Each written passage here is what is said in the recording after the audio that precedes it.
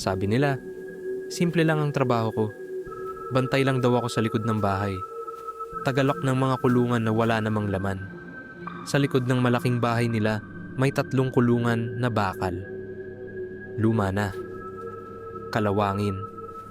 Parang kulungan ng aso o baboy dati. Pero sabi ng amo ko, matagal nang walang laman iyon. Kahit ganoon, mahigpit ang bilin sa akin. Tuwing gabi, bago mag 10:00, kailangan daw siguraduhing nakalak ang lahat. Noong una, hindi ko pinapansin. Iniisip ko, bakit kailangan ilak kung wala namang laman? Pero bilang trabahador lang ako, sunod na lang.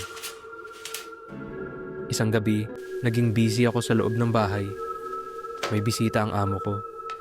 Ako ang naglinis, naghugas ng pinggan, nag-ayos ng sala. Hindi ko namalaya ng oras. Lampas 10:00 na pala.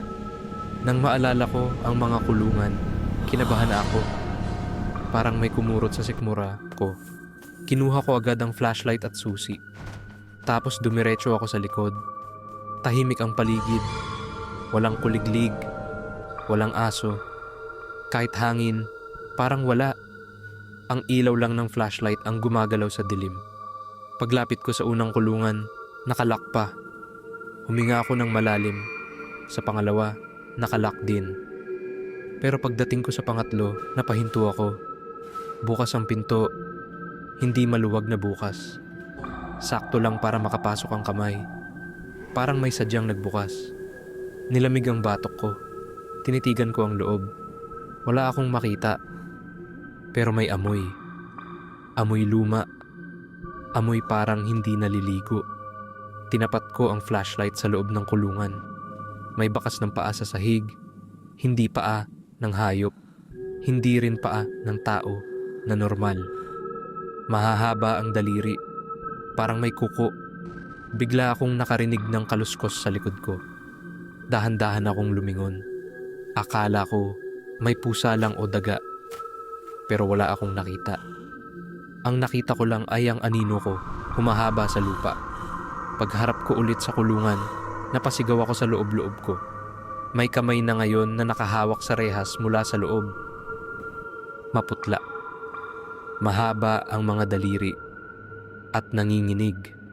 Hindi ko alam kung gagalaw ba ako o tatakbo. Hindi rin gumagalaw ang kamay. Parang hinihintay lang ako. Narinig ko ang boses.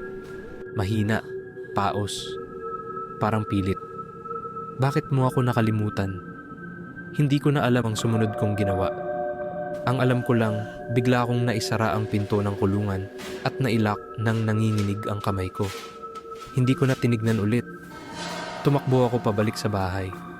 Kinagabihan, hindi ako nakatulog. Paulit-ulit sa isip ko ang kamay at ang boses. Kinabukasan, tinanong ko ang amo ko kung ano ba talaga ang kulungan na iyon. Tumahimik siya. Tumingin muna sa paligid bago nagsalita. Wala kang nakita kagabi, di ba? Hindi ako sumagot. Ngumiti siya, pero hindi umabot sa mata niya. Mabuti na lang nakalak mo ulit. Hindi kasi sanay sa liwanag ang nasa loob.